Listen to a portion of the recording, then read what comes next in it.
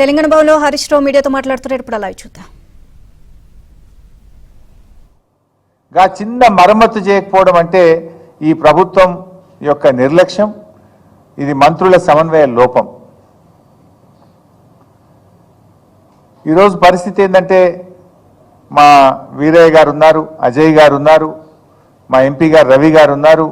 వాళ్ళందరూ కూడా రోజు రైతుల నుంచి ఫోన్లు వస్తూ ఉన్నాయి. వేల ఎకరాల్లో పంట నష్టం జరిగింది. చూడండి ఎట్లా ఎండిపోతున్నాయో పొలాలు చూడండి దయచేసి. నెర్రలు బాచినాయి పొలాలు.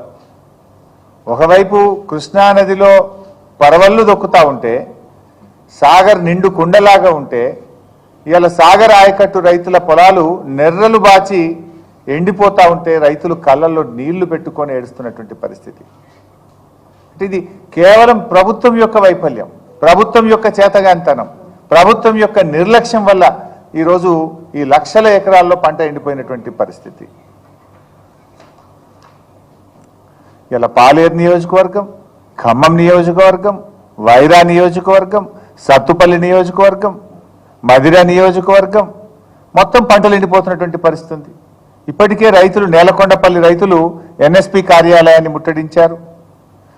కూసుమంచి, ఖమ్మం, వైరా, కల్లూరు అన్ని మండలాల్లో ఇవాళ ఎన్ఎస్పి ఆఫీసులను ముట్టడిస్తున్న స్వచ్ఛందంగా. ఈ పార్టీ ఆ పార్టీ కాదు, రైతుల కడుపు మంట. రైతులు పార్టీలకు అతీతంగా పోయి ఎన్ఎస్పి కార్యాలయం ముందు ధర్నాలు చేస్తుంటే ఈ ప్రభుత్వం మొద్దు నిద్రపోతూ ఉంది. బాధ కలిగేది ఏంటంటే పోయిన సంవత్సరమేమో వర్షాలు పడక, సాగర్ ఆయకట్టుకు నీళ్లు లేక కరువు వచ్చి పడ్డది. పోయినసారి అట్లా నష్టపోయిన రైతులు నీళ్లు లేక, పంట వేయక పడావు పెట్టుకున్నారు పొలాలన్నీ. ఈసారి ఏదో కాలం బాగైంది, సాగర్ నిండింది, కృష్ణాలో నీళ్లు వచ్చినాయని ఆశపడితే ఈసారి ఈ ప్రభుత్వం యొక్క నిర్లక్ష్యం వల్ల ఇట్లా ఎండిపోయేటువంటి పరిస్థితి. అంటే గత సంవత్సరమేమో ప్రకృతి తెచ్చిన కరువు అయితే ఈ సంవత్సరమేమో కాంగ్రెస్ పార్టీ తెచ్చిన కరువు. ఇది కాంగ్రెస్ యొక్క చేతగానితనం వల్ల, కాంగ్రెస్ ప్రభుత్వం యొక్క నిర్లక్ష్యం వల్ల వచ్చినటువంటి కరువు. ఇది ఎట్లా ఉందంటే ఒకవైపు వరదల్లో నష్టం, ఇంకొక వైపు సాగర్ ఆయకట్టుకు నీళ్ళందక పంట నష్టం. ముందు దగా వెనుక దగా, కుడి ఎడమల దగా దగా. కాంగ్రెస్ పాలనలో రైతు గుండె మంట బగబగ. ఇది పరిస్థితి ఈరోజు. అటు ప్రకృతి వైపరీత్యంతో పంటలు నష్టపోయి దుఃఖంలో ఉంటే, ఇంకొక వైపు ఈ ప్రభుత్వం యొక్క చేతగాంతనం వల్ల, నిర్లక్ష్యం వల్ల పంటలు ఎండిపోతున్నటువంటి పరిస్థితి. ఏముంది, ఒక గండి పూడ్చడానికి ఓ ఇంజనీర్ను పెట్టి, ఒక సీనియర్ ఇంజనీర్ను పెట్టి రాత్రింబవళ్ళు పనిచేయించి చేయాల్సిన పని. నిమ్మకు నీరెత్తినట్లు వ్యవహరించారు. ఓ రొటీన్గా, అంటే ఎంత సీరియస్గా తీసుకోవాలి. కింద 2.5 లక్షల ఎకరాల పంట ఉన్నది. ఆంధ్రప్రదేశ్ది కలుపుకుంటే 3.5 లక్షల ఎకరాల పంట. కొన్ని లక్షల మంది రైతుల జీవితాలు. ఎంత సీరియస్గా ప్రభుత్వం తీసుకోవాలి?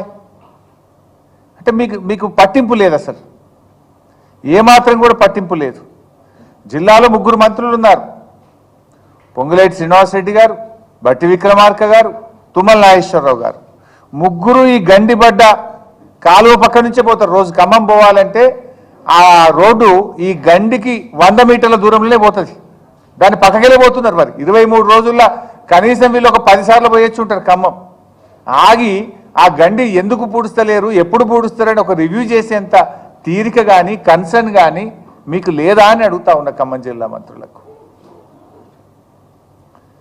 ఇక మాట్లాడమంటే ఓ దునియా మాట్లాడతారు ఈ ముఖ్యమంత్రి గారు, మంత్రులు. మేము ఆకాశాన్ని దించుతాం, సూర్యుడిని వంచుతాం, మేము ఇటున్న సూర్యుడు అటు పొడిచినా, అటున్న సూర్యుడు ఇటు పొడిచినా చేసి తీరుతాం. డైలాగులు కొట్టమంటే వీరే డైలాగులు కొడతారు. 22 రోజుల్లో ఒక గండి పూడ్చడం చేత కాదా నీకు? ఇక మాటలు మాట్లాడమంటే ఆకాశాన్ని వంచుతాం, సూర్యుడిని దించుతామని మాట్లాడతారు. గండి పూడ్చడం 22 రోజులుగా ఒక గండి పూడ్చడం చేత కాలేదు అంటే ఇది ప్రభుత్వ నిర్లక్ష్యం కాకపోతే, ఇది మీ నిర్వాకం కాకపోతే ఇంకేంటి అని చెప్పి నేను ఈరోజు అడుగుతా ఉన్నా. 9 మంది ఎమ్మెల్యేలను ఖమ్మం జిల్లాలో గెలిపిస్తే పంటలు ఎండబెట్టడమే మీరు ఆ రైతులకు ఇచ్చే బహుమానమా అని అడుగుతా ఉన్నా. 9 మంది ఎమ్మెల్యేలను గెలిపిస్తే హెలికాప్టర్ కూడా పంపకుండా 9 మంది ప్రాణాలను బలిగొట్టినటువంటి పరిస్థితి మీది. ముగ్గురు మంత్రులు ఉన్న జిల్లాలో 3 లక్షల ఎకరాల పంటను ఎండబెడుతున్నటువంటి పరిస్థితి. ఇదా కాంగ్రెస్ పార్టీ చేసినటువంటిది? ఒక మాటలో చెప్పాలంటే ఈ ప్రభుత్వానికి కూల్చివేతలు తెలుసు తప్ప పూడ్చివేతలు రావు. కూల్చివేతలు తప్ప పూడ్చివేతలు వచ్చినట్టు లేదు ఈ ప్రభుత్వానికి.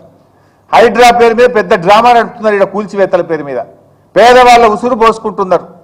అరే లక్షల మంది రైతులు అక్కడ నీళ్ళు ఎప్పుడు వస్తాయని కళ్ళల్లో వత్తులేసుకొని సాగర్ నీళ్ల కోసం ఎదురు చూస్తుంటే గా రైతులకు నీళ్లు ఇవ్వడం చేత కాదా? మీ ప్రాధాన్యత ఏంది అని అడుగుతున్నా. పేదల ఇల్లు కూలగొట్టడం మీ ప్రాధాన్యతనా? లక్షల ఎకరాల్లో పంట ఎండిపోతుంటే ఆ మరమ్మత్తు చేసి రైతులకు సాగు నీరు అందించడం మీ ప్రాధాన్యతనా అని నేను అడుగుతా ఉన్నా.